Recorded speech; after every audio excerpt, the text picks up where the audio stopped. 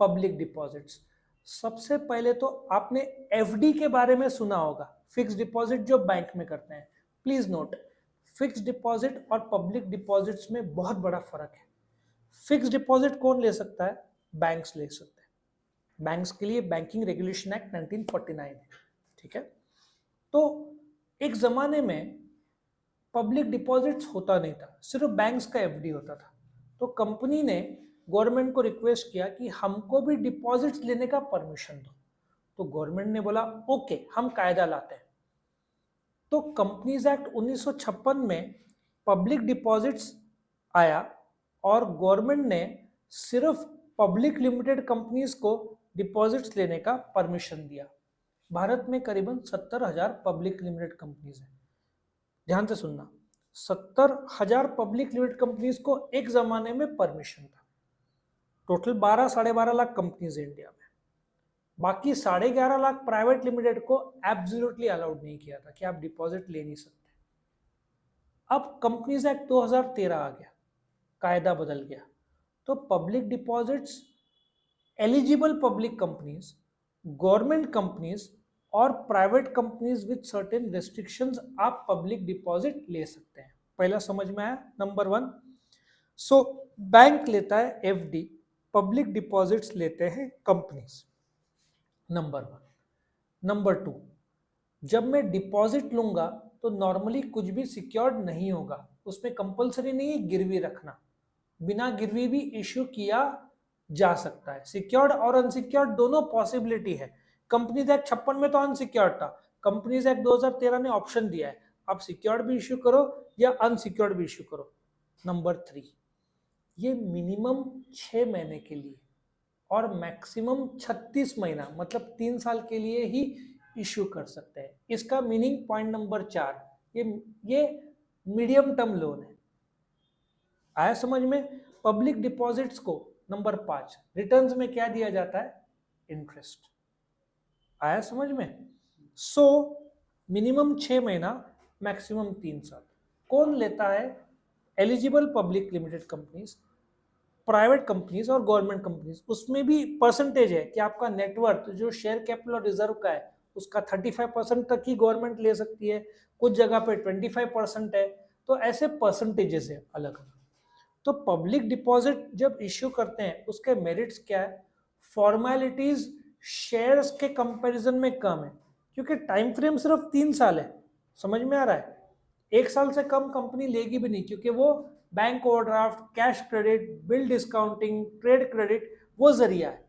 सो 1 साल के ऊपर चाहिए, बट ज्यादा समय के लिए चाहिए नहीं और गिरवी भी नहीं रखना है, तो पब्लिक डिपॉजिट और बॉन्ड्स अच्छा जरिया है। आपके पास गिरवी रखने के लिए तो आप डिबेंचर लो लंबे समय के लिए। दूसरा, लेस कॉस्टली। वापिस से, सिंस पब्लिक डिपॉजिट्स का पैसा आप लिमिटेड ही ले सकते हो, आपके पास 100 करोड़ है नेटवर्थ, शेयर कैपिटल रिजर्व, तो आप ज्यादा से ज्यादा 25 करोड़ ले पाओगे, उससे ज्यादा नहीं। तो उसके लिमिटेशंस आते हैं। तो उसका, अब जैसे आप 100 करोड़ 25 करोड़ चलो शेयर्स का इश्यू करते हो, तो पहले 25 करोड़ पे करीबन 5 तक का स्टैम्प ड्यूटी लगेगा, जो कि 1.25 करोड़ होगा। इस पे स्टैम्प ड्यूटी लगता नहीं है, तो ये कॉस्टली कम है। रेट ऑफ इंटरेस्ट भी 10, 11, 12 के आसपास रहता है। उसमें भी एक लिमिटेशन है, आप ऐसे 15-20 नहीं दे सकते, एक लिमिटेड रेट ऑफ इंटरेस्ट दोगे। नो चार्ज क्रिएटेड, ये कंपनीज एक्ट 56 में था, गिरवी नहीं रखा तो भी चलता था। अभी आपको चार्ज क्रिएट करना है, मतलब मुझे 25 करोड़ चाहिए तो 25 करोड़ की संपत्ति गिरवी में दे सकता हूँ ताकि ज्यादा लोग पैसा दें। मैं अनसिक्योर्ड भी इश्यू करूंगा लेकिन ज्यादा लोग पैसा नहीं देंगे। आज रिलायंस ने अनसिक्योर्ड इश्यू किया तो लोग आंख बंद करके भरोसा करेंगे। कोई नॉर्मल कंपनी रहेगी तो लोग पैसा देंगे ही नहीं। उसके बाद ट्रेडिंग ऑन इक्विटी, सिंपल सा लॉजिक है। ट्रेडिंग ऑन इक्विटी क्या होता है? जब एक शेयर्स पे जो कमाई होता है, 100 रुपए कमाई है, 10 इक्विटी शेयर है, तो पर शेयर कितना हुआ? 10 रुपया। आपको और पैसा चाहिए, आपने 10 इक्विटी शेयर का 20 कर दिया, तो पर शेयर कमाई कम हो गया ना, 5 रुपया। तो ट्रेडिंग ऑन इक्विटी एक ऐसा जरिया है जिसके थ्रू आपको जो एक्स्ट्रा पैसा चाहिए, आप इक्विटी शेयर बढ़ाते नहीं हो, उसके बजाय इक्विटी शेयर छोड़ के दूसरा preference share, public deposit, bond, debenture, term loans, अलग अलग प्रकार से जरिए से पैसा लेते हो। क्योंकि क्वांटिटी ऑफ इक्विटी शेयर बढ़ गया तो कमाई वही वाली बात है। 1000 ग्राम का केक है, 100 लोग है तो 10 ग्राम, और 1000 ही ग्राम का केक है बट लोग बढ़ गए, 100 का 200 हो गया, तो पर ग्राम कम मिलेगा ना लोग को। तो इसलिए ट्रेडिंग ऑन इक्विटी में आप नंबर ऑफ इक्विटी शेयर नहीं बढ़ाते, उसके बजाय आप क्या लेते हो, पब्लिक डिपॉजिट या बॉन्ड। उस कंसेप्ट को ट्रेडिंग ऑन इक्विटी बोलते हैं, ताकि आपका अर्निंग्स पर शेयर मेंटेन हो।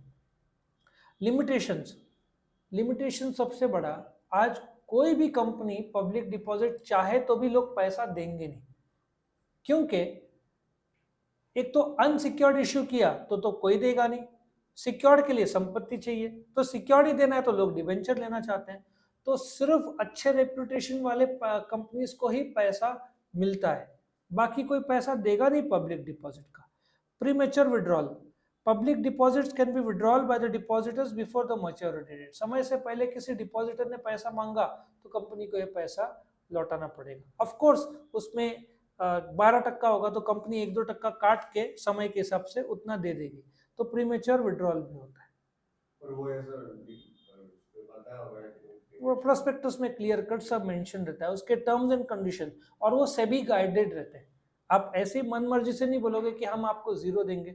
रेट ऑफ इंटरेस्ट, आप बैंक का भी एफडी तोड़ते हो तो बैंक करीबन 1% काट के बाकी का समय के हिसाब से आपको ब्याज दे देगा। तो पब्लिक डिपॉजिट्स का रेट ऑफ इंटरेस्ट भी अच्छा खासा रहता है, 10-11% तो रहता ही है। तो इसके एडवांटेजेस और डिसएडवांटेजेस है, लेकिन अक्सर लोग पब्लिक डिपॉजिट को एफडी के साथ कंफ्यूज करते हैं, दोनों में फर्क है। और बैंक तो ले ही नहीं सकता पब्लिक डिपॉजिट, क्योंकि बैंक पब्लिक से एफडी ले रहा है, तो बैंक्स को तो अलाउड ही नहीं लेना। अभी एसबीआई लिस्टेड कंपनी शेयर बाजार में, लेकिन वो पब्लिक डिपॉजिट नहीं ले पाएगी, क्यों, इट्स अ बैंक, वो एफडी लेगी लोगों से, पब्लिक डिपॉजिट नहीं ले सकती। सो उसमें कायदे हैं, कौन से कंपनी ले सकते हैं, कौन से नहीं ले सकते, ये सब आपको डिपॉजिट्स का अपना अलग एक्ट है, कंपनीज एक्ट 2013 है, सेबी के गाइडलाइंस है, सब आपको फॉलो करने पड़ेंगे। स्टॉक एक्सचेंज के गाइडलाइंस है, फॉरेन से लेना है तो फेमा के गाइडलाइंस है, फॉरेन एक्सचेंज मैनेजमेंट एक्ट, सब कायदे लागू होते हैं। कोई क्वेश्चंस नहीं तो ये खत्म होता है।